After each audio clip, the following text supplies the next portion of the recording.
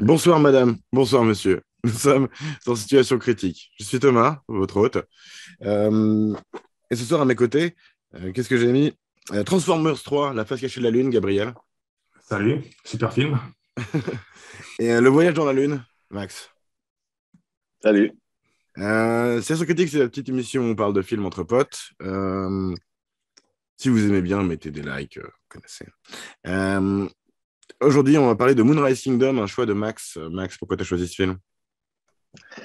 Écoute, moi, je choisis ce film parce que c'est vraiment, il m'a marqué en fait. Je trouve que ça fait partie de mes grosses influences du cinéma. Je trouve que c'est assez exceptionnel dans tous les termes, tu vois, autant que ce soit dans le casting, le jeu d'acteur, que ce soit le cinéma de Wes Anderson avec ses palettes de couleurs, la symétrie de ses plans, et puis la manière aussi dont il a de raconter ses films et de faire d'une petite histoire. D'une petite histoire, hein, on va dire presque lambda, en fait, toute une aventure qui est presque enfin, intemporelle et magique à la fois. Du coup, voilà, un de mes choix favoris, je dirais. Ok. Gab, t'as pensé quoi du film en deux mots? Je vais dire visuel et légèreté. Ok. Euh, alors, avant d'entrer un peu dans le vif du sujet, je rappelle un peu de quoi il s'agit. C'est l'histoire de Suzy et de Sam, deux jeunes adolescents, qui, par rapport à des problèmes familiaux et autres, décident de fuguer, l'une de sa famille, l'autre du camp de scout auquel il est, et de se retrouver pour s'échapper et créer leur propre royaume dans la forêt, le fameux Moonrise Kingdom. Du coup, voilà, ouais. Alors, comme tu dis, Wes Anderson. Alors, moi, j'avais une familiarité vague avec Wes Anderson. Je crois que du coup, c'est son quatrième film de lui que je vois. Euh, et toi, Gab? Ouais, j'en ai déjà vu plusieurs de lui, donc Tenenbaum, la famille Tenenbaum ou Aquatic Life, et puis Budapest Hotel. Puis le C'est dernier les aussi trois que que j'ai j'ai vu, vus, c'est ouais. d'ailleurs le dernier qui est sorti récemment, là. Le Comment il French s'appelle Dispatch. déjà? Ouais, French Dispatch. Donc globalement, j'aime beaucoup aussi Wes Anderson, quoi. Comme il l'a dit avant Max, visuellement, c'est très reconnaissable. Ses plans aussi, chaque plan, on dirait vraiment limite un tableau à chaque fois. Ses histoires aussi, sa manière de raconter une histoire, c'est aussi très, très, très. Il y a une manière très particulière de raconter une histoire. Donc voilà, quoi. Il y a une patte, en fait. Il y a vraiment une patte Wes Anderson. Hmm. Moi, je vais mettre quelques images puisqu'on parle un peu de son côté visuel, mais bah, un des trucs qu'on voit dès le début, et que c'est vrai que tu retrouves très souvent aussi chez Wes Anderson, c'est que tu as un narrateur, euh, tu as beaucoup des histoires de famille. Justement, on parlait de la symétrie de ses plans et des palettes de couleurs qu'il choisit. Le décor, toujours aussi très magnifique. Très travaillé, ouais, beaucoup de Mhm. détails. Mm. Et, euh, et ouais, on C'est peut. presque, Vas-y, c'est Max. presque à chaque fois, tu vois. Je trouve que c'est vraiment. C'est pour ça, moi, je le classe des fois même pas dans le cinéma, mais dans un art en fait visuel, parce que là, tu sens que c'est l'évolution du théâtre où il pose quand même des cadres et dans lesquels ces acteurs viennent jouer et interagissent entre eux. Et c'est magnifique, je trouve. C'est vrai que j'ai vu pas mal de gens, enfin, je l'ai lu un petit peu après, c'est vrai que c'est un truc qui paraît assez juste quand tu l'as lu, c'est que c'est pas mal inspiré de la peinture finalement, quoi. C'est beaucoup, comment dire, plat comme image. Et, ça pourrait paraître négatif comme ça, mais en fait, non, c'est juste que la composition est faite d'une manière que tu vas pas trop tourner autour de ton sujet, tu vois, dans les films de Mhm. Wes Anderson, quoi. Tu les Mais tu observes sens, beaucoup d'un seul angle, vas-y, ouais. tu, c'est ça, tu sens que c'est aussi toute l'influence du cinéma, parce qu'il a une énorme influence du cinéma européen, et tu sens que c'est voilà que lui, il travaille son image pour que ce soit un spectateur devant un écran de cinéma. Et l'écran de cinéma est plat. Et du coup, on travaille avec ça, on travaille avec les profondeurs de ton image, les différents plans. Premier plan, deuxième plan, l'arrière-plan, on le voit hein, sur cette image-là. Mais il pense d'abord à OK, comment faire surgir tout ça, comment travailler mes couleurs, comment travailler mes plans, mes champs sur un support qui est plat. Hmm. Et c'est marrant parce que tu vois, on en parle comme ça, justement, c'est un réalisateur qui a un style très distinct, mais je trouve que aussi un réalisateur qui est assez vachement facile d'abord, tu vois, pour un peu n'importe qui peut regarder ce film-là. Et tu te dis pas c'est un film d'auteur que tu recommanderais pas à n'importe qui. Tout le monde peut regarder un Wes Anderson. Et il y a un côté très digeste, en fait, je trouve, dans ce film où il présente les choses d'une manière que tu peux comprendre et tu vas pas trop te poser de questions. Et je trouve ça assez cool, ouais. Ouais, non, c'est abordable à tous les niveaux. Je pense qu'un film de Wes Anderson, tu peux facilement, autant que c'est travaillé et qu'une personne plus âgée, plus mûre, peut trouver des tas de références, des tas de choses magiques dedans, tu peux autant le visionner avec un enfant et ça lui plaira. Non, justement, tu parlais de l'influence du cinéma européen sur lui. Il y a une influence qui, moi, moi, j'avais mes références qui me faisaient penser à ce film. Et en lisant un peu dessus, c'était pas loin, mais voilà. Moi, ça m'a fait penser à des trucs comme La Guerre des boutons ou à Scout toujours, tu vois, ou à Génial mes parents divorcent. C'est vraiment cet univers des enfants qui vivent séparés des adultes, avec leurs petites règles à eux et leurs guerres à eux, tu vois. Notamment la manière dont les scouts, ils font la battue pour ces enfants, ça fait presque penser à Rambo, tu vois. C'est leur petit monde de Rambo à eux, quoi, tu vois. Euh, et, euh, et bon, bah, la référence du réalisateur, c'était plutôt les 400 coups, c'était plutôt Truffaut. Mais voilà, moi, je suis un poil plus jeune que ça quand même. Et, euh, et ouais, voilà, je trouve que tu ressens vachement ça. Et puis, je trouve vachement cool. Bah, c'est l'histoire quand même de cette romance entre deux jeunes enfants de début d'adolescence qui est traitée avec quand même assez de sérieux, quoi. Un peu d'humour, mais quand même assez de sérieux. Et je trouve finalement assez rare qu'elle soit traitée de cette manière-là dans les films américains, quoi. Je sais pas ce que tu penses de cet aspect, Gab, de l'aspect romance de jeunes ados, quoi, comme ça, du film. C'est vrai qu'il pousse assez loin la romance quand même de ces deux préados, on va dire même, dans le film. Donc ouais, c'est vrai que ça peut surprendre de cette manière, parce qu'après, c'est vrai qu'ils sont très quand même matures, enfin mûrs pour leur âge, finalement. Ils s'envoient des lettres, il fait même des dessins de nus, le gamin, des trucs comme ça. Donc après, peut-être c'est aussi un côté... Il y a un côté sexualisé, en tout cas, qu'on ne c'est voit pas ça, ouais, ouais. C'est nécessairement vrai qu'en dans plus, nos ouais, ombres. la fille elle est toujours maquillée, machin, malgré son âge, elle porte une robe aussi qui est relativement courte. Après, ça correspond aussi aux années où ça se déroule. Donc c'est quoi, en 65. Mhm. Donc ouais, peut-être qu'il y a aussi un... J'ai l'impression que Wes Anderson il aime bien rendre plus mûrs les enfants et rendre plus enfantins les adultes dans ses films.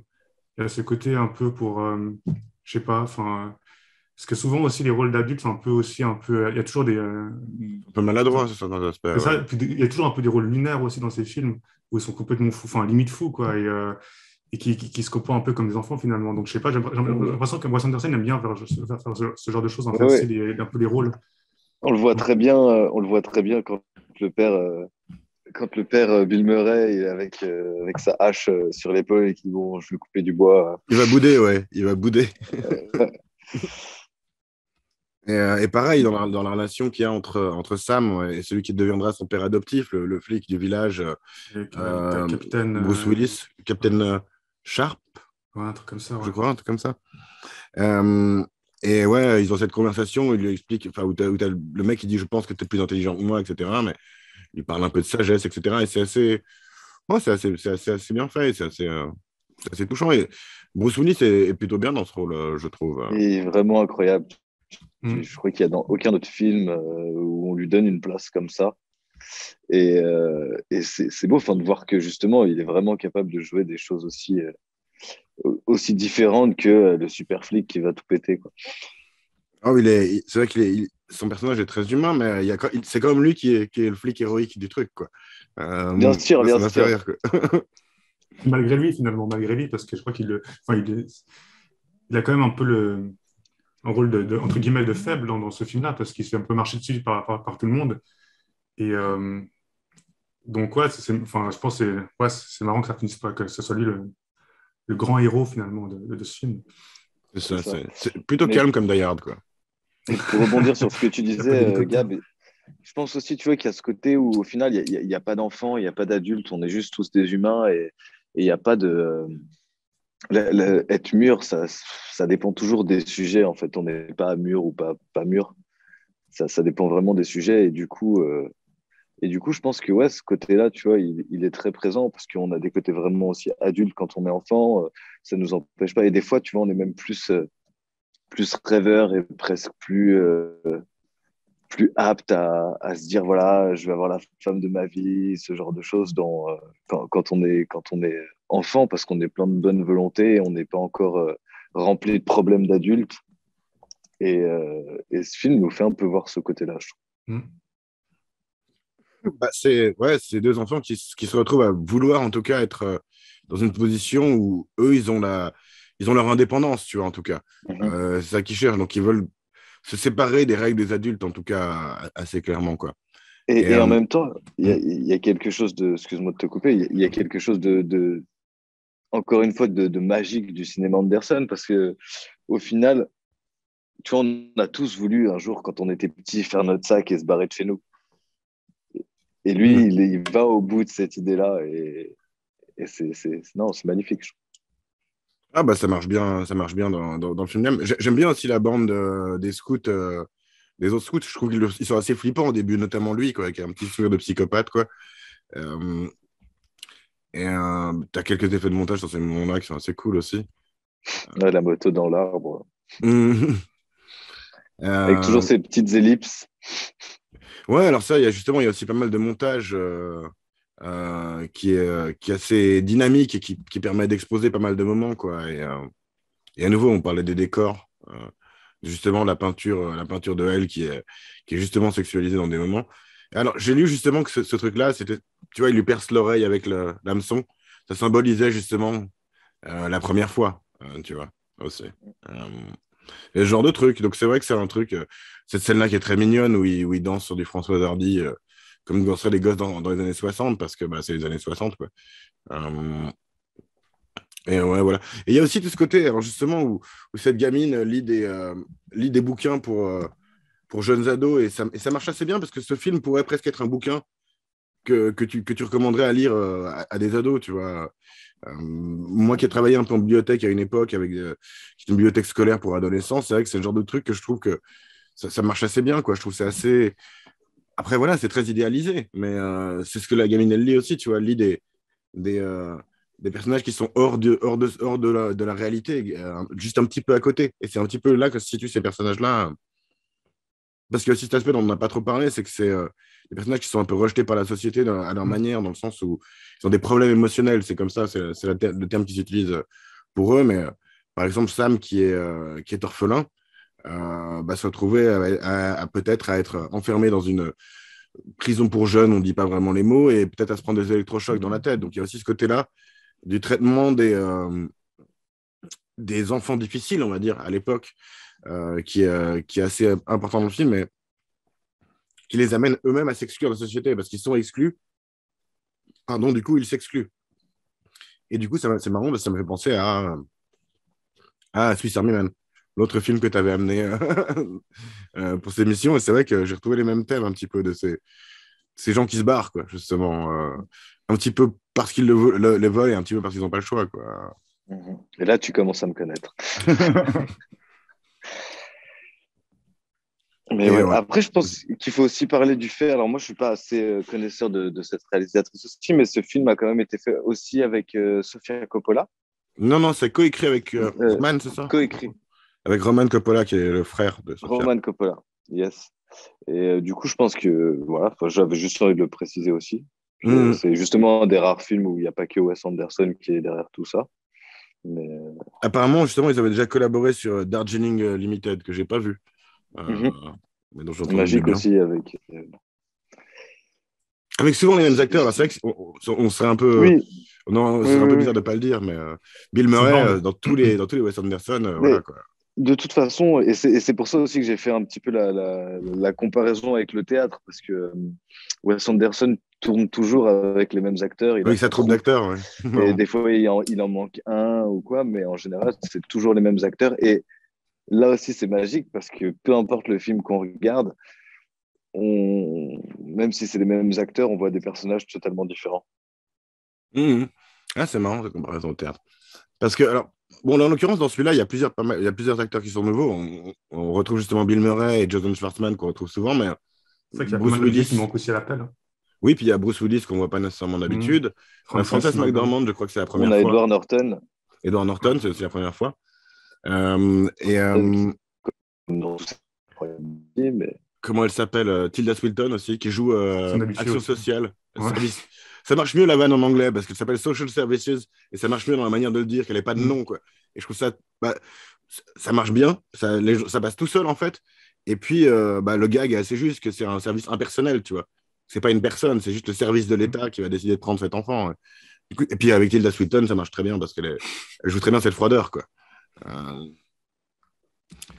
Euh, oui, qu'est-ce que je voulais dire? Oui, voilà, une des inspirations visuelles dont Wes Anderson a parlé pour ce film, et je veux le dire parce que, parce que c'est une des raisons pour laquelle il a casté, d'après lui, Edward Norton, c'est le peintre Norman Rockwell, qui est un peintre américain, il essaye un peu d'évoquer ce qu'il disait, l'Americana de Norman Rockwell. Alors, par exemple, cette femme, elle ressemble un peu à celle qui fait la, comment? Le téléphone, là? Ouais, voilà, comment on appelle ça? L'opératrice du Téléphoniste, téléphone. l'opératrice du téléphone. Euh, et il disait justement que voilà, euh, il fait notamment des visages assez détaillés. Il disait que le visage d'Edward Norton, il faisait penser à ce genre de peinture. Et c'est vrai que tu retrouves un peu cette ambiance avec tout le monde qui fume aussi, hein, bien sûr, parce que dans ce film, même les gamins fument. Euh, mais donc voilà, ouais, il voulait évoquer un peu ce truc-là et c'est assez réussi. Cette ambiance 1965, elle passe assez bien avec ces scouts qui ont un peu le droit de faire n'importe quoi, hein, qui sont armés jusqu'aux dents parce qu'à l'époque, bah, peut-être ça se laissait faire. Moi, quand j'ai fait les scouts, non, hein, c'était couteau suisse, c'est tout. Hein. Mais, ouais, voilà, je trouve cette époque est assez bien faite et assez charmante dans ce petit monde un peu isolé, quoi. Parce qu'ils sont sur une île qui est d'ailleurs fictive et toutes les cartes, ils ont dû les faire eux-mêmes, tu vois, les inventer, etc. Bon, ils auraient pu utiliser des vraies cartes, mais c'est ces petits détails, justement, qui Mhm. font qui font Wes Anderson. Et puis, le fait qu'il les inclut fait que tu te sens englobé dans l'histoire, vraiment, tu vois. Pareil, tous les bouquins qu'elle lit, ils ont été inventés pour le film, tu vois. C'est Ah, les illustrateurs qui ont il crée un dessiné. monde, il crée un univers autour du film. Exactement, ouais. Ça crée un. Ouais, ça. Il fait du world building, comme on dit en C'est français. ça. Et puis dès le début, quoi, c'est vraiment bien mis en place avec des plans très marqués. Et puis j'adore même cette conversation aussi qu'ils ont au tout début, justement, par les lettres qui s'envoient avec cher Sam, cher Suzy. Et c'est Un très montage très dynamique, quoi. dynamique, Et ouais, ouais, exact. c'est magique. Toujours. Il y a aussi justement cette maîtrise qu'il a des gros plans zoomés à la main, quoi, zoom optique à la main, qui sont très forts aussi pour se concentrer sur les visages en partant d'un plan large, toujours bien construit. C'est Oui, beau. mais il fait même un peu l'inverse. Il y a un moment où il filme les trois Les frères zooms. de la, ouais, de la jeune fille. Puis, genre, il dézoome et t'es dans une autre pièce, tu vois, où je pense qu'il y a Mhm. un travelling, je sais pas, mais. Et tu es dans une autre pièce, enfin bref. Et tu gardes toujours justement cet élément central, cet élément très symétrique, qui est vraiment le truc le plus reconnaissable de Wes Anderson, clairement, au niveau visuel en tout cas, quoi. Ça, et puis les couleurs du truc, quoi. Mais Mais ouais, tu vois, pour rebondir justement sur cette symétrie vu que j'ai pas trop de chroniques aujourd'hui, vu que j'ai pas eu le temps, mais tu vois, dans les petites anecdotes, euh, en fait, on nous dit que Wes Anderson, il fait pas, tu vois, il cherche pas en fait à faire la symétrie sur ses plans, et il met pas de marquage sur sa caméra pour se dire ok, on va faire la symétrie là et construire.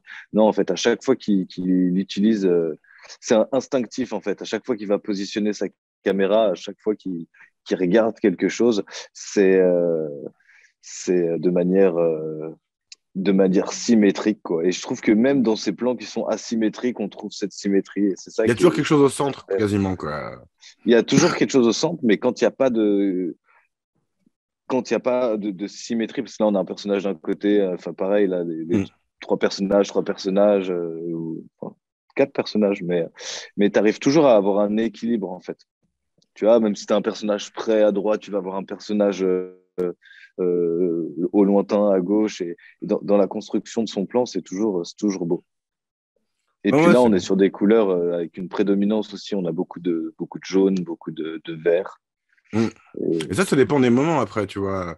Genre toute cette partie-là, on est beaucoup moins là-dedans, tu vois, quand ouais, on va bah Fort on a du Lebanon. vert, tu vois, Ouais, mais c'est on vrai. est toujours sur du vert jaune, mais nettement plus terne.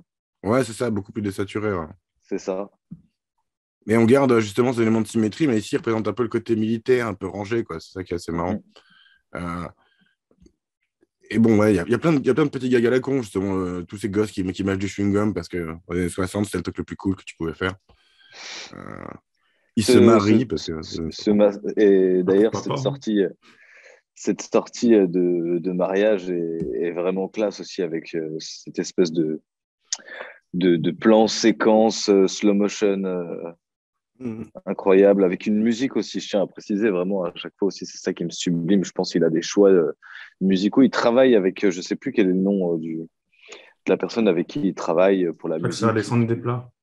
C'est Celui-là, fort ouais, probable. en tout Et cas. du coup, souvent, il dit que justement, des fois, la musique est faite avant, et puis des fois, il construit la musique après, mais en tout cas, les choix musicaux à chaque fois sont vraiment incroyables et montés aussi sur les images de manière vraiment, vraiment chouette. Et là aussi, il y a un style, justement, tu retrouves souvent, j'ai l'impression, des cuivres et des moments, justement, de tum, tcham, tum, tum. C'est des moments un peu où ils appuient l'action, tu vois, ils appuient le rythme, la musique. Mais là, en l'occurrence, vous avez utilisé pas mal de musique préexistante. Attends, j'étais dessus. Notamment par, euh, par Benjamin Britten, qui est celui qui a fait les musiques, tu vois, qui servent, qu'ils écoutent les gamins pour leur éducation aux instruments, etc. Ce qu'ils Ah, écoutent au au tout début, ouais, début. c'est la scène d'intro, là. Exactement, ouais, Mm. exactement. Et Et la il y a scène de fin plusieurs. aussi, je crois, c'est la même, ça revient en plus. Exactement, exactement. Et Mm. bah ouais, tu as ce côté-là où justement, ça se veut quand même après assez crédible d'époque, tu vois. C'est vrai qu'on peut mettre des musiques récentes, mais moi, celui qui m'a le plus marqué, j'avoue que des Wes Anderson, c'était Grand Budapest Hotel. Et il me semble que la musique est assez du même genre, quoi. C'est dans des grands mouvements un peu classiques Mm. quand même aussi, quoi. Euh, mais ouais, cool. Elle marche tellement bien avec l'ambiance, quoi. C'est clair. Mais tout marche tellement bien dans ces films que Alors, moi, c'est un peu un reproche que je ferais d'un côté à ces films, c'est que c'est une recette qui marche très bien, mais tu as quand même souvent l'impression que c'est la même recette, tu vois. Euh, il y a un peu de variation, mais ben, comme on l'a dit, après, c'est un style. Donc, est-ce que tu en veux à Van Gogh d'avoir toujours le même style, tu vois, ou est-ce que c'est un peu compliqué, quoi. Je sais pas, j'ai pas nécessairement envie de voir beaucoup plus de films de Wes Anderson à un certain niveau, tu vois. ouais, après, je pense que ça, c'est quelque chose qui, tu vois, les goûts et les couleurs, enfin, tu vois, pour moi, on en arrive là après avec son cinéma, tu vois, c'est même plus. Je trouve justement jamais aucun reproche à faire à n'importe lequel de ces films, parce que c'est vraiment ficelé de manière parfaite pour moi. Après, t'aimes ou t'aimes pas. Mais moi, j'aime bien, en Et, fait.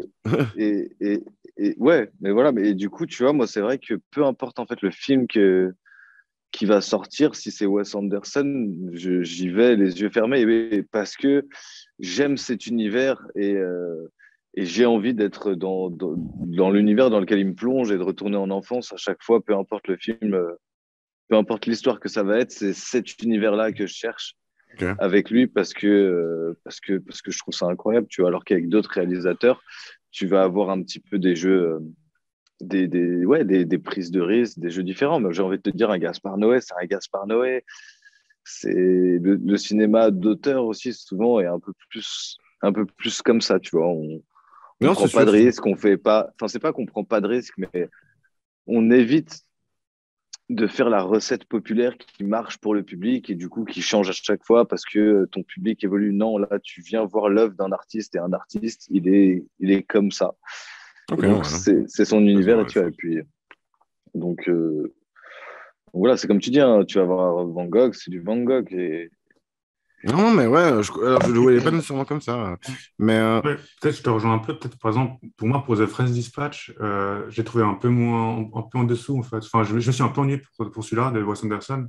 Peut-être parce que justement, à force, peut-être, je me fatigue, en fait, je suis un peu fatigué de sa manière de faire, en fait, de son approche qui est toujours, justement, toujours très similaire, qui a toujours ses propres codes à lui. Et là, justement, pour ce film-là, j'ai trouvé justement un peu chiant, quoi. ouais. Je trouve que Après, ça marche moins bien, enfin. je pense que c'est ça aussi, tu vois, sur la longueur, il va falloir que peut-être qu'il fasse attention même s'il garde sa recette, en fait, continuer à surprendre son public parce que on a envie d'être surpris, on a envie de découvrir ça. à chaque fois une nouvelle histoire. Mm. Et c'est sûr que si tu commences à connaître tous ces codes et que tu te doutes de ce qui va se passer du coup dans la scène d'après alors que tu n'as jamais vu le film, ça serait dommage. Mais je pense que ça, on pourra plus juger ça sur l'entièreté de sa carrière. En un sens, mais tu vois, moi j'en parle parce que je ressens déjà un peu cette lassitude d'une certaine manière. J'ai assez aimé Grand Budapest Hotel pour après envie de me mettre dans le chapeau, tu vois, cette saison. Je me suis dit, bon, bah Mhm. tiens, c'est cool, Max, c'est bien Wes Anderson. Plus j'ai jamais vu, j'ai hâte, quoi. Et j'ai pas kiffé autant que je l'aurais. Après, c'est moi et mes attentes, peut-être, c'est souvent ça le problème. Mais c'est vrai que, comme vous disiez, le fait d'être surpris, ça aide au plaisir de regarder un film. Et c'est vrai que Bien sûr. là, j'ai pas été beaucoup surpris. Mais après, j'apprécie quand même le charme. Je passe jamais un mauvais moment. Je passe toujours un bon moment, mais je dirais devant un film de Wes Anderson, quoi. Parce que le charme qu'il crée est toujours là. Et ouais, il a sa propre marque, tu vois, aussi, justement. Il a sa propre manière de Mhm. faire qui fait que soit tu as envie d'y revenir, soit tu n'as pas envie. Ou tu as envie, des fois, C'est justement, ça. mais pas tous les jours, quoi. J'en mangerai pas tous les jours, j'ai envie de dire.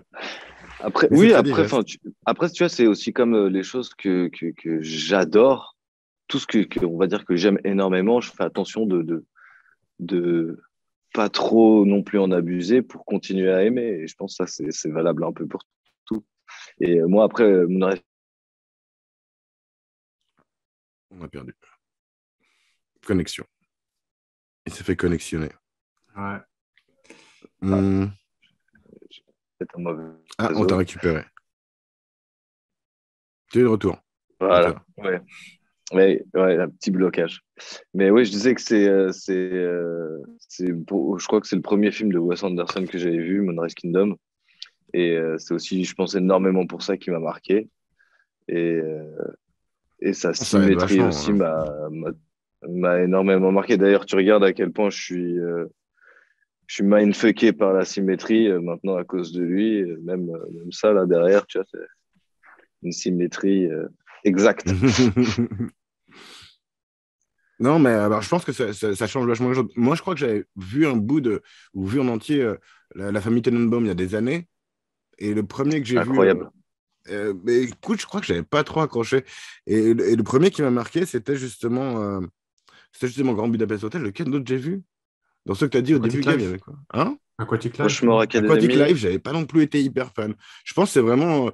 Et, euh, et pourtant, ouais, je sais pas si c'est Grand Budapest Hotel le premier que j'ai vu ou c'est le premier que j'ai accroché, mais tous les autres Je crois que c'est le premier film m'ont. qui était vraiment plus barré, en fait. Plus barré, plus dans le. Aquatic Life, il est bien barré, hein. Ouais, il est bien barré. En fait, il n'y a pas une histoire linéaire, en fait. Ça, le truc, c'est qu'il y a plein de choses qui se passent en même temps. Et puis voilà, il n'y a pas vraiment de fin, de début de fin. Tandis que ces derniers films, il y a vraiment une histoire, un vrai fil rouge. Et puis, Hmm. il y a vraiment. Je crois qu'il a plus mis l'accent sur le storytelling dans ces derniers films. Il y a avec un narrateur, avec quelqu'un qui raconte toujours un peu. Ouais, je vois ce que tu Euh, veux dire. comme en tout cas dans Moonrise Kingdom ou dans Grand Budapest Hotel, et même dans Friend Dispatch, il y a vraiment un narrateur. Euh, Non, puis il y a un but, quoi. Il y a une histoire, un c'est début, ça, une ouais. fin. Il y a un personnage principal. C'est assez clair. Et c'est vrai que, ouais, ouais. C'est vrai que c'était moins le cas avant. Et c'est vrai que peut-être que je suis un basic bitch et puis que j'ai besoin qu'on me raconte une histoire, hein.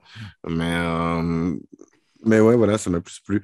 Et bah, c'est vrai qu'on peut parler de ça aussi. C'est vrai qu'il a ce côté très théâtral en dehors de ça aussi dans les dialogues et la manière qu'ont les gens de parler, qui est clairement pas naturelle. Mais comme ça va avec toute la mise en scène qui est autour, tu vois, je Et trouve même que le jeu ça marche d'acteur aussi, qui est un peu une sorte de non-jeu, comme ça, qui reste toujours sérieux, comme ça, à part certains d'autres personnages qui sont un peu très plus pince sans excités, rire, hein. quoi. C'est ça, ouais. Qui est aussi un peu, c'est un peu aussi un peu la marque des films de Wes Anderson, cette manière de jouer globalement. Hmm. Donc, ouais, ça marche, quoi, ça marche très bien. Ces scouts en Avec short le qui ton, se prennent très au sérieux au niveau militaire, c'est rigolo, quoi. mais même tous, ouais, avec Harvey Keitel, justement, en grand chef, grand chef scout. Hmm. Ouais, non, c'est marrant. Mais alors, ouais, d'ailleurs, j'ai trouvé très bien euh, notre ami. Bill Murray, Bah, non, j'avais parlé de celui du scout, l'autre scout. Euh, Jason Statham. non, l'autre scout. Euh, Merde! le principal, le chef Ward. Ah, euh, Edward Norton. Edward Norton, voilà, je l'ai trouvé excellent dans ce rôle-là. Et c'est vrai que je l'aime bien quand il joue dans des rôles un peu moins barrés, finalement. Il marche très bien aussi, quoi. Hmm. Euh, il était très crédible, quoi. Et une question que je me suis posée, c'est est-ce qu'il est pas orphelin lui-même? Parce que Ward, un Ward of the State, c'est pupille de l'État. Tu vois, ils utilisent ce mot-là précisément dans le film. Je me suis demandé si c'était volontaire Mais de. c'est Captain Ward, donc du coup, c'est Bruce Willis, ça. Non, non, Ward, Non, c'est le ah, non, nom c'est du. Sharp, lui. Ah, ok, ouais. Ouais, Ah, non, c'est c'est Ward. ça. Peut-être qu'il y a cette volonté-là, mais je sais pas ce que vous avez pensé de lui ou qu'est-ce qu'il y a comme personnage que vous avez particulièrement kiffé dans toute cette galerie un peu, quoi. On en a un peu parlé de tous, mais. Non, globalement, ils sont tous cool, franchement. Ils sont vraiment tous cool. Mais après, moi, j'ai bien Non, aimé et Jason puis, Schwartzman, qui était Ouais. un peu en mode. On s'attend justement à que ce soit un jeune comme les autres. Alors, non, c'est un vieux type. Je sais pas, enfin. Hmm. Non, mais ça, en tout cas, un peu en mode. C'est quoi en mode Guy des bons tuyaux, qui Ouais, a il, tout. a, il, est, il, est, il, est, il est à fond dedans, quoi. Avec ses lunettes de soleil et tout. Ouais, c'est Très, Ray-Ban très Aviator. pro, quoi. Ouais, j'avoue, bah, alors c'est vrai que ouais, moi je l'aime bien Jason Schwartzman quand il joue son mec névrosé, donc c'est vrai que je m'attendais pas. Du coup, là, ça m'a un peu surpris, pour le coup, mais ouais, ouais. Ouais, voilà, je pense que c'est vraiment Bruce Willis que j'ai trouvé le plus, qui marche le mieux, assez touchant en plus. Et bah, c'est vrai qu'il y a cette histoire de coquillage, parce que franchement, il y a des cocus dans presque tous les films dont on parle, c'est abusé, quoi. Mais il y a Bruce Willis qui chope la mère de Suzy, qui est à la base la femme de Bill Murray, qui les deux d'ailleurs sont avocats Ouais. aussi, au passage. Il y a des. Il y a, pas vraiment, finalement, dans le film, il y a pas vraiment. Dans le prénom, il n'y a pas de cocu, finalement. Non, mais il y a comme une histoire de cocu. Et dans le Euh, bail, c'est pas vraiment du coquifiage, là, c'est encore plus grave, mais après, voilà, quoi. J'avoue. Mais ouais, ouais. Il y a toujours des histoires de cul gênantes. Oui. Dans une même famille. Hmm, j'avoue. Ouais, non, c'est. c'est Euh, je devrais- hmm, ouais, Ah, on te perd un peu, Maxime, malheureusement. Mais ouais. ouais, après, bah, justement, on a pas vraiment parlé de la mère qui appelle les gosses au mégaphone. Euh, Et même son mari. ouais, voilà.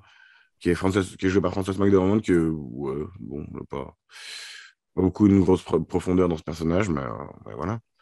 Euh, Peut-être on peut reparler quand même de Sam et Suzy, parce qu'en fait, on a pas mal parlé de Suzy, qui a ce côté rêveuse, qui se rebelle un peu contre ses parents. Et Sam, il a vraiment, déjà, il a une bonne gueule. Enfin, Wes Anderson l'a casté apparemment parce il l'a trouvé drôle assez facilement, il l'a trouvé naturellement drôle, quoi, avec ses grosses lunettes. Et, euh, et ouais, il est en mode débrouillard, etc. Il est assez trauma, justement, de pas avoir de parents et d'être rejeté par toute par ses parents adoptifs, etc. Et je sais pas trop où je voulais en venir, en fait. En fait, on a un peu parlé de ça, déjà. Mais, ouais. Je sais pas, Euh, du coup, vous n'avez pas assez parlé justement des personnages principaux, finalement. Euh, ouais, voilà, mais je sais pas si vous avez d'autres choses à dire sur eux, sur leur relation. hmm. Hmm, Mais ça, non, pas tant que ça. C'est ça qu'on a aussi parlé du fait qu'il y a quand même des sujets relativement graves dans le film et qui sont traités de manière légère. Et ça, c'est. ouais, alors ça dépend des moments, parce que c'est vrai qu'ils sont quasiment à deux doigts de se suicider parce qu'ils préfèrent ça que d'être séparés. Alors, il y a justement ce côté-là, l'amour enfantin est traité de manière très sérieuse. Il est pris très Hmm. au sérieux par les personnages et par le film, quoi. Si tu les écoutes pas, qu'ils sont amoureux et qu'ils ont envie d'être Mais ensemble plutôt après, que de se séparer, visuellement, c'est c'est toujours la de mort. manière un peu légère comme c'est filmé, tu vois. Il y a toujours Ouais, un peu ce côté animation qu'il y a aussi dans les films de Wes Anderson. Là, certains plans, genre le plan du barrage qui cède, c'est une animation, je crois, ou plein de plans aussi quand ils sont en train de s'enfuir dans la forêt, je crois, il me semble que c'est une animation. Et puis là j'ai aussi, les remarqué plans ça, qui sont quoi. sur l'église aussi, j'ai l'impression que c'est aussi animé, quoi. Enfin, donc, voilà, ce plan-là. Mais, justement, je trouve que là, il y a quand même un départ visuellement, justement, des couleurs qu'on a le reste du film, tu vois, C'est vrai. typiquement. Mais c'est vrai que ça reste assez théâtral, tu vois, la manière dont ces personnages-là Puis sortent limite, du côté. la scène est un peu ridicule avec ces scènes avec la radio, là. Enfin, Mais ça reste toujours un petit peu rigolo, c'est vrai. ça reste un côté comique, quoi. Toujours un ressort comique qui est là. Même ça, ça Ouais, pourrait être vu comme étant drôle, quoi. ouais. Ouais, Ça reste ouais, c'est vrai. un peu conte aussi, hein, c'est un coup de dent pour enfants, entre guillemets, quoi. Le côté narrateur aide vachement ça. Non, c'est clair. Justement, je trouve que c'est assez logique d'avoir fait cette gamine qui est très. Ah oui, Il y a à ce toujours un, côté-là. il y a toujours un gars qui ressemble au commandant Cousteau. J'avoue. Mais c'est Oui, ça. et là, ça, c'est le petit clin d'œil qui se fait aussi à la vie aquatique. Tout à fait. Et il y a aussi ça, c'est en fait la fameuse. Ça, Ben, c'est l'endroit où ils étaient qui a été en fait détruit par la tempête. Donc, si ça n'avait pas été récupéré par le père et les flics, etc., bah, ils se seraient fait complètement oblitérer, quoi. mm. Parce qu'il y a un truc qui passe complètement inaperçu dans la narration de fin. J'étais, ah ouais, quand même, quoi. Euh, et, Et ouais, dans les petits frères, celui qui est le petit traître, là, Lionel, je le trouve très bien aussi. Et il a une tête de petit traître, quoi. Il a une tête de petit frère tête à La claque, quoi. balance. Je trouve que c'est très drôle. Et d'ailleurs, c'est vrai qu'on dit souvent que c'est difficile d'avoir des enfants dans les films, et là, ils se débrouillent très bien, quoi, je trouve, en général. Mais après, il y a ce côté aussi assez plat, justement, de l'acting dans les films de Wes Anderson qui aide pour ça aussi, quoi. On leur demande pas de faire des crises de nerfs, généralement, quoi. Quoique un petit peu, pour Après, tu sais Suzy. ce qu'on dit aussi en général hein, sur l'acting des enfants. On dit que si les enfants jouent mal dans un film, c'est que c'est la direction d'acteur qui est mauvaise. Mhm. Non, mais c'est sûrement vrai, hein. C'est sûrement vrai. C'est un truc qu'on a remarqué, c'est que généralement, c'est les bons réalisateurs qui ont des bons acteurs enfants, bizarrement. Un enfant est naturel de toute façon. Si tu lui fais vivre le moment présent et que tu lui fais croire suffisamment à ce qu'il est en train de jouer, il est censé être bon dedans. Mhm. Non, mais ouais, bah, de toute façon, c'est la bonne manière de voir les choses, hein. Tu vas pas non plus blâmer le gosse, mais c'est, Mauvais gamin, mauvais. surtout, bah, c'est vrai qu'on en parlait, je sais plus si on en a parlé déjà dans l'émission, mais les fameuses histoires de Jake Lloyd, le fameux gamin qui avait joué dans Star Wars épisode 1, qui s'est fait complètement pourrir la vie, alors qu'il en avait zéro de sa faute, quoi. Qu'est-ce qu'il pouvait avoir? Il a juste joué un rôle de gosse, quoi. Et c'est vrai que Comme c'est ça, assez c'est trash. le contexte Star Wars qu'il veut, quoi. C'est compliqué, on va dire. C'est ça. Mais c'est vrai que nous, on aime bien balancer des vannes sur les acteurs enfants. On rigole, hein. Je crois qu'il y a aussi Joel Osment, je crois que ça s'appelle comme Les ça. Joe Osment, ouais. Ouais, qui après le sixième sens, ou après, pas après le sixième sens, mais après d'autres films. Après, il a fait une pause aussi d'une dizaine d'années, je crois, avant de revenir. Pour Bah, c'est essayer vrai que quand tu as de. 8-10 ans et que tout le monde autour du monde connaît ton nom et ton visage, ça commence à Mm. être chaud, quoi. Enfin, que tu es aussi connu qu'un gros acteur hollywoodien, quoi. Mm. Ça commence à Puis être même chaud. pour Michael Way Culkin, c'était pareil. Je crois que c'était compliqué pour Ouais, lui à un alors c'est moment vrai qu'il y a donné, quoi. beaucoup de gosses qui ont des problèmes avec ça. Alors, en l'occurrence, les deux, bah, presque tous les gosses du film n'avaient jamais été acteurs avant. Et, Ouais. je sais pas ce qu'ils sont devenus depuis. Je crois pas qu'ils soient devenus très connus non plus, mais ils Il ont y en a un qui continué. a, qui a fait pas mal de films derrière. Comment il s'appelle? Il s'appelle Josh quelque chose. Attends, je vais voir la cast. Tu dis acteur Lucas, non, principal. Lucas Hedges. Hedges. Ok. Il a fait plein de films après derrière. C'est Et un bon acteur. il joue qui? Il joue un des gars. Je crois que c'est son Némésis, là, il me semble. Ah, le Celui qui rouquin? est dans la salle d'après, qui est blessé par la fusil. Par le coup de ciseau de gaucher. C'est ça, ouais. Ce genre de petits détails qui servent à rien, hein, c'est pour Wes Ouais. Anderson aussi, les ciseaux de gaucher, quoi. Mais Parce après, que il je a suis fait justement gauchère. pas mal de films, bah, plutôt d'auteurs quand même, mais qui ont quand même, qui ont quand même fait du bruit, ces films-là. Ok, Puis bah il jouait. justement, dans ce cas-là, Wes Anderson avait essayé de caster beaucoup de gamins. Et il aimait bien ce gosse, mais il disait, mais ça va pas comme pour jouer Sam, donc il l'a pris pour jouer Redford, le nom du personnage, Hmm. justement. Du coup. Mais ouais, du coup, voilà. On a je sais plus comment il s'appelle le narrateur, mais Bob Balaban, ou un truc comme ça, La banne. qu'on a vu dans plein de trucs. Ouais, mais ça, son gros rôle à chaque fois, il est toujours de second rôle. Exactement, ce genre de mec qui ont fait 8000 films et j'aurais jamais su qui c'était. Euh, Voyons voir. Qu'est-ce que j'ai encore dans mes notes? Hmm. Ouais, alors c'est vrai qu'il y a ce côté-là. Il y a le côté de l'Arche de Noé et du déluge, etc., au niveau thématique, tu vois, qui revient, puisqu'ils font la comment, la pièce de l'église, les enfants pour l'Arche de Noé. Et puis à la fin, bah, il y a un gros déluge sur la ville, etc. Et puis ça repart avec des bonnes récoltes, etc. J'avoue que je vois pas trop pourquoi. Enfin, j'ai pas trop compris ce que ça voulait dire. Ah, Et il finit toujours un peu en happy end, Wes Anderson, oui, mais dans je vois ses pas films. nécessairement le Donc rapport c'est avec le pour un déluge. peu, justement, voilà, quoi. Finir dans la joie et la bonne humeur. Ouais, mais il y a un côté proportion biblique du truc qui n'a pas nécessairement de logique du truc. Après, enfin, c'est aussi en regardant un peu sur Wikipédia, en voyant que les mecs parlaient de ça aussi, j'étais là, mais eux non plus, ils n'ont rien compris à pourquoi il a mis ça, parce qu'ils ne disaient pas les mêmes trucs et ça n'avait pas nécessairement du sens par rapport à ce que j'avais vu. Donc, ouais. Mais en l'occurrence, Wes Anderson, étant gamin, a participé à une pièce de théâtre avec son frère, où il devait faire la même qu'ils ont fait là, quoi. Ils ont dû faire le déluge. Et les costumes, ils sont inspirés de photos qu'ils ont trouvées de l'école où Wes Anderson a été, tu Ah, vois. vraiment, vraiment des rêves perso. Ouais, ouais, c'est ça. Il y a quand même un côté très nostalgique, je pense, à lui aussi. C'est un truc Hmm. de ça, quoi. Et apparemment, il avait aussi des parents qui se sont séparés, pour qui c'était compliqué. Ça a aussi inspiré, Ah, mais malheureusement, pas mal de trucs dans ces je films. pense que si tu prends Moonrise Kingdom et que tu prends ma famille non, Rushmore Academy, je pense que tu peux avoir pas mal de petites références à sa vie. Mais peut-être Mhm. même dans la famille Tenenbaum aussi. Ouais, bah, c'est vrai qu'il a tendance à beaucoup faire des trucs justement sur la famille, sur ce que ça veut dire. Et même quand, bah, tu vois, même la vie aquatique de Steve Zissou, c'est une espèce de famille reconstruite entre gens parce qu'ils travaillent ensemble tout le temps, quoi. Il y a toujours ce côté un peu d'union du groupe, tu vois, c'est particulier. Même comment le chef Scout Ward, là, il se sent un peu. Au moment où on lui demande ce que c'est son métier, il est prof de maths, et finalement, non, son vrai métier, c'est le chef Scout, et il se sent un peu trahi et mal que Sam veuille quitter la troupe, etc. Plus que ce que là, son père adoptif, quoi. Donc, je pense qu'il y a ce côté-là aussi, même dans ce film-là, quoi, je pense. Enfin, même de ce côté-là, je veux dire, du film. Mais oui, excuse-moi. Euh, Voilà, bah, moi j'ai un peu fait le tour de mes notes. Je sais pas si vous aviez d'autres choses spécifiquement, Max. Je sais pas si c'est. Non, sublime, sublime et magique.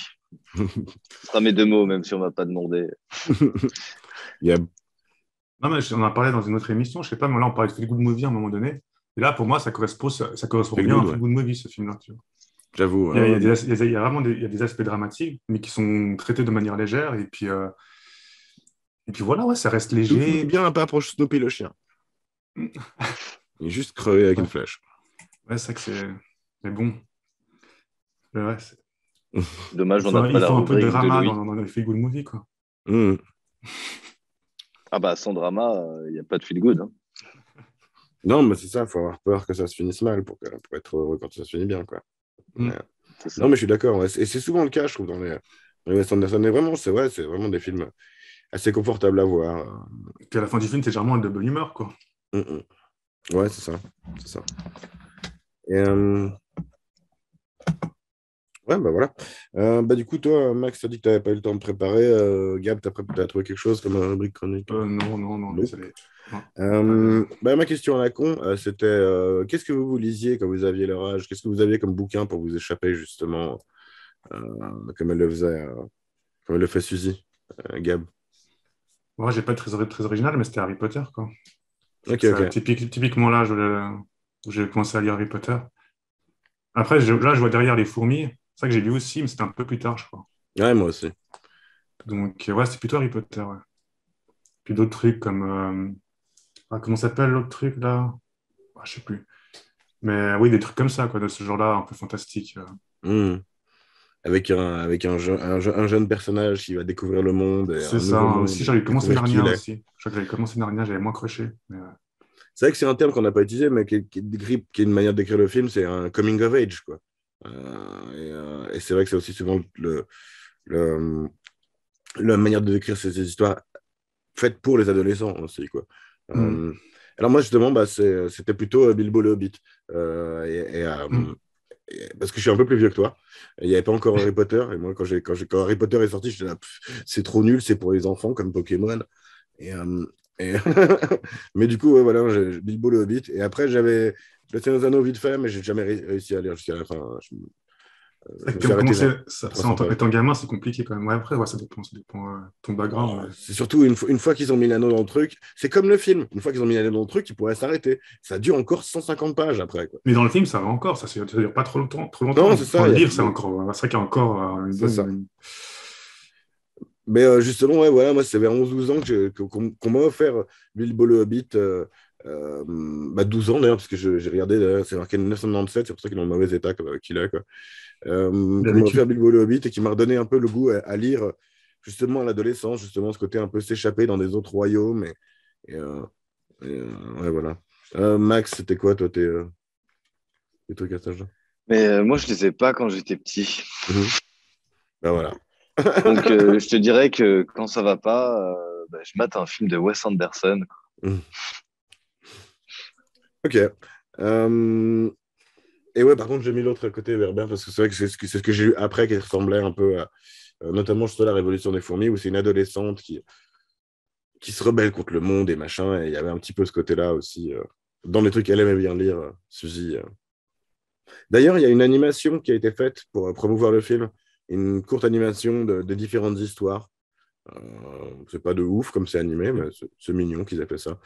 Euh, Narré par Suzy et par le narrateur du film, quoi. Voilà, on va passer aux notes. Gab, On passe déjà aux notes? Ok. bah, je sais pas, non? Oui? Ouais, Ah non? je sais pas. Oui? Ouais. On peut passer au note. Ok. Bah, ouais, on a fait le tour de l'as. Ouais.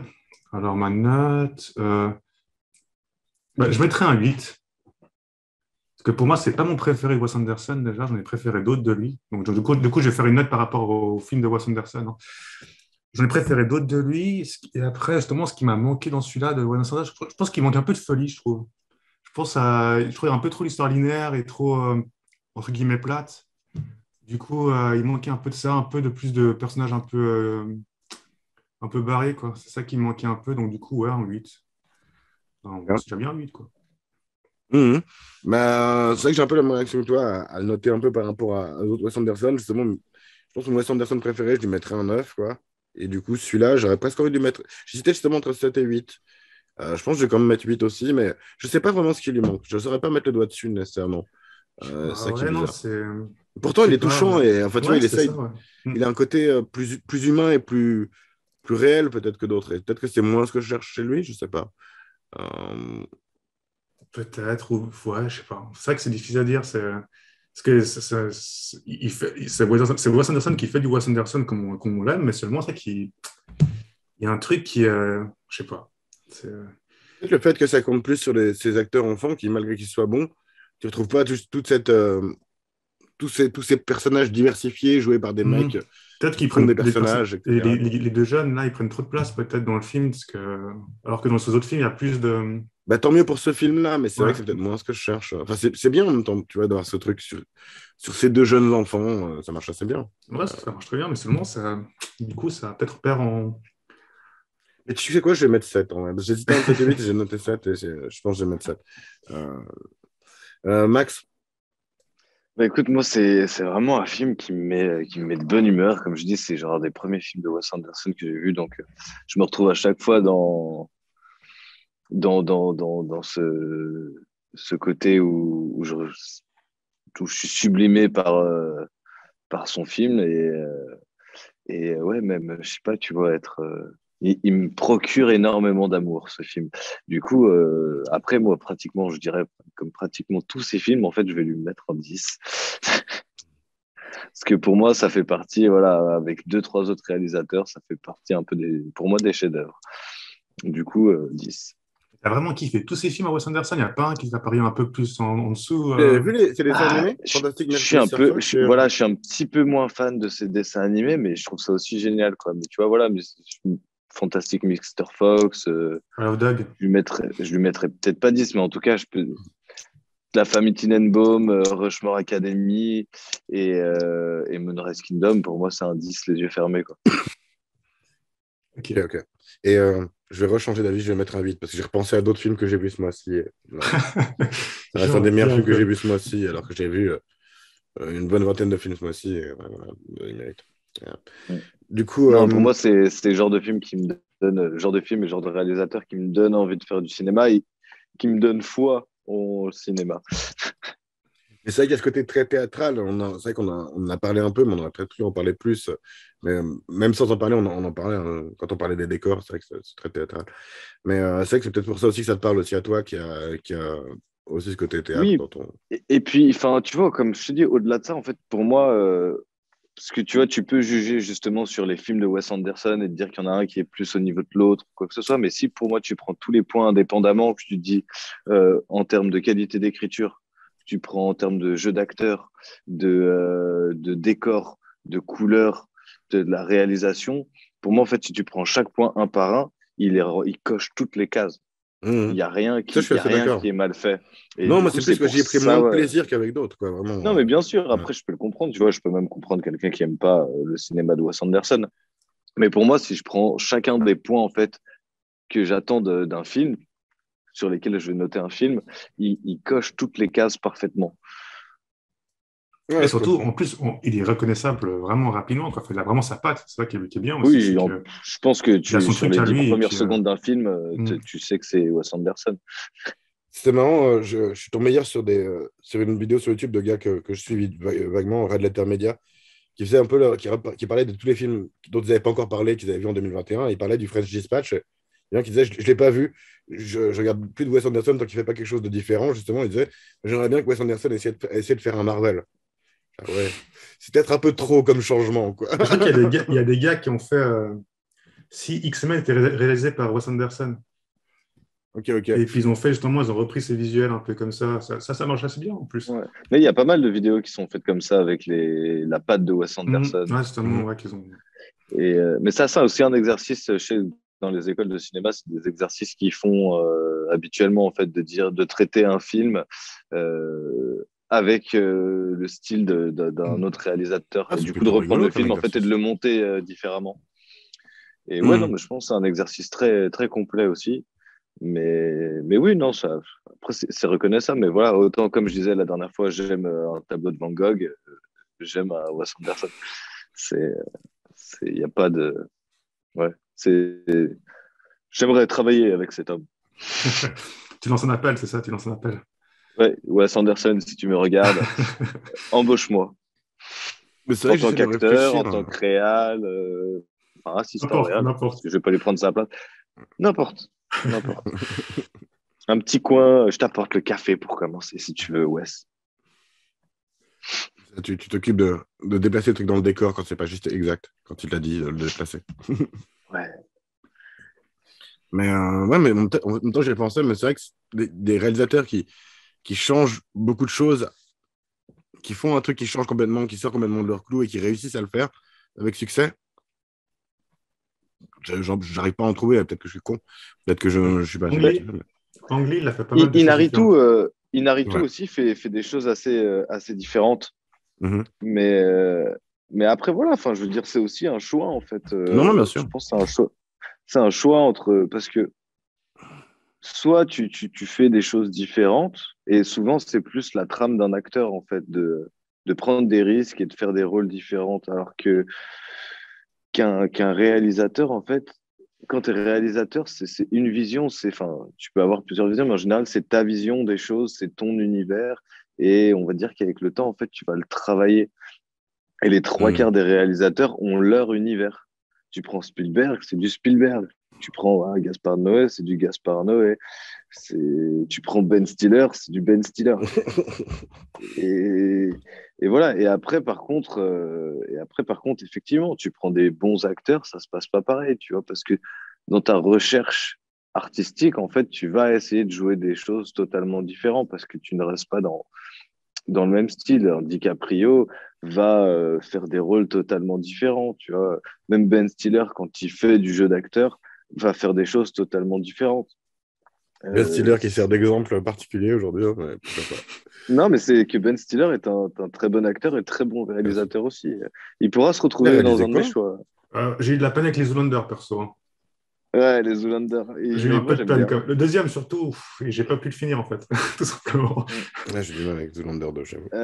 Bah, écoute, moi, je sais plus ce que je t'avais mis dans le chapeau pour mon deuxième choix, mais peut-être C'était Ben que, je Stiller. sais pas, peut-être, Tu peut-être changes. que je vais le, peut-être que je vais le troquer par un Ben Stiller, Écoute, hein, c'est ça. parce qu'il y en a un qui m'a énormément marqué aussi, mais non, je trouve que voilà. Moi, celui avec lui qui m'a le plus marqué, c'était Dodgeball, mais je crois pas que c'est lui qui l'a réalisé. Non, après, il y avait aussi Tropic Thunder aussi qui était marrant. C'est lui qui l'a réalisé, ça? Tropic Thunder, non, je crois pas qu'il l'a réalisé, Non, non. Tropic Je Thunder. crois qu'il est la réal, non? Il me semble qu'il. Ah, peut-être pas, en fait. Je sais Je que sais pas, mais c'était Andy Cohen au scénar, il me semble, mais en sinon. tout cas, ce film est incroyable. Oui, il est bien Tropic Thunder. Tropic C'est vrai que Thunder, il est c'est lui qui génial. l'a réalisé, en effet. Alors, j'avoue, Mm. j'avoue. Un peu de respect pour Ben Stiller, s'il vous plaît, Non, hein. non, j'avoue. Mais ouais, non, mais c'est pareil, Ben Stiller, si tu nous entends, j'aimerais travailler avec toi. Bien Tu participer à une regardes émission, bien droit tu dans peux la le mettre. caméra. C'est ça. Mais vas-y, balance ta liste, Max, de On tous les réals t'invite avec qui tu d'abord veux à une travailler, émission hein. et ensuite. Après, on est potes, tu vois. Euh, Ouais, ouais. Non, mais tu vois, c'est peut-être pour ça aussi que souvent, il y a un film que j'aime beaucoup d'un réalisateur et tous les autres, je me dis, c'est moins bien. Parce qu'il y a un film où leur style culmine le mieux avec ce que moi j'aime, peut-être, tu vois. Souvent, c'est peut-être comme ça que je vois les choses, quoi. Euh, Et puis, il y et a ouais, c'est peut-être un aussi équilibre. un de leurs films où ils ont réussi le mieux, en fait, à projeter leur vision et que dans les autres films, ils ont leur vision, mais ils n'ont pas autant réussi à bien le faire. Bah alors, typiquement, Tu vois, typiquement, ce film de Wes Anderson, c'est peut-être aussi parce que c'est une romance, que c'est pas le genre qui me parle le plus non plus, tu vois. aussi. Euh, donc, il y a aussi cet aspect-là, quoi, où c'est vraiment. Pareil, mon préféré de Spielberg, c'est Jurassic Park.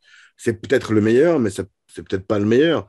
Tu vois, c'est juste que celui qui me parle le plus à moi, tu vois, selon mes goûts.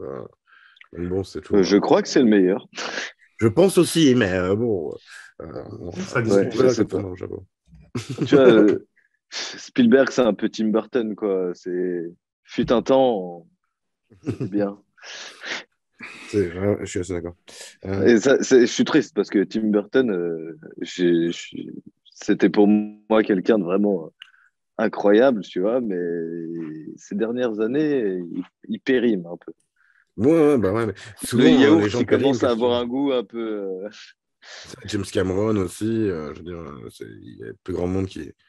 C'est comme ça, les gens sont vieux, hein, qu'est-ce que tu veux. Il y a un moment où. Puis c'est difficile. Enfin, non, je pense que ça doit être difficile justement de reproduire à la fois quelque chose correspond assez à ce que les gens veulent de toi, et en même temps faire quelque chose d'unique, et faire ce que toi tu as envie de voir, de faire. C'est justement tout le pouvoir à Wes Anderson d'arriver à faire sa carrière, à faire des choses qu'il a envie de faire. Tu vois, c'est peut-être un peu le même mode que Adam Sandler, où il va faire des films avec ses potes, sauf que bon, ça donne des meilleurs résultats, quoi. Euh, Je sais pas pourquoi, j'ai un kiff avec Click de Adam Sandler. le concept est rigolo, en vrai. Mm. J'ai jamais vu un film. Ouais, mais je, mais je sais pas pourquoi des fois il me plaît Adam Sandler. Par contre, des fois c'est lourd, hein. Enfin, même C'est pas très le pire, souvent c'est mais lourd. il y a des trucs où Mais c'est vraiment juste. Tu sais, c'est honteux. Ils ont pris une semaine à écrire ça. C'était vraiment, ils sont partis en vacances, quoi. oui, ils ont dû prendre une semaine à le réaliser aussi. Ah, mais ils sont restés 3 mois sur place à Hawaï, quoi. Euh, Ah ouais. Ouais. c'est compliqué, hein. Bon, bah, du coup, passons au tirage. Hop, ok, tout est là. Pour l'instant, il n'y a que moi qui n'a pas eu de film qui est sorti. Comme la saison dernière, je crois. Ouais, tu as tous les avoir Dis en ça fin de casse les saison. couilles. C'est Louis à nouveau. Inbred. Un choix de Louis. Inbred, Inbred. c'est-à-dire consanguin. Ok. On reste dans la thématique qu'il y a eu en début de saison, hein. De toute façon, on savait, ça faisait un moment que Louis voulait mettre différents genres de films de consanguins, hein. Et il va droit au. Au but. Merde, je suis con. Si t'ajoutes pas film, tu tombes pas sur le bon truc. Je crois que ça date de 2011. Je crois que c'est un peu un film indépendant américain. Euh, euh, Quel film t'as tiré? Inbred. In quoi? Inbred. Comme Ok. consanguin. J'avais jamais entendu parler. Je Un vois film de pas du tout 2011 ce que de c'est. Alex Chandon. Ou Chandon, je sais pas. Ouais. Pas sûr que je vienne, du coup. Mais voilà, bah, on verra. C'est vrai que c'est le genre de truc à Louis, hein. Louis, il aime bien les films d'horreur, il aime bien le divertissement un peu gras. Mais on verra. En fait, je dis ça, mais je trouve que c'est très philosophique. Euh, Sur ce, voilà. Euh, je crois que c'est lundi prochain enregistrement. On regardera. Sur ce, voilà. Si vous nous avez regardé, merci, c'était cool. Faites des dons. Euh, Et puis, merci les gars d'avoir été là. C'était sympa. Euh, Ah, c'était cool. C'était sympa comme Plaisir. choix de film Toujours aussi. Au moins, c'est pas plaisir. facile. Hein? Ouais. C'est ça. C'est toujours plaisir les films de Wes Anderson. Mhm. J'avoue. Et puis voilà. Nous C'était étions. une feel-good émission. Je peux pas Exact. parler. Mais ouais, émotion aussi, hein. Voilà, nous étions en situation critique. Maintenant, nous sommes libres et nous en verrons. Mais pas encore. Pas encore.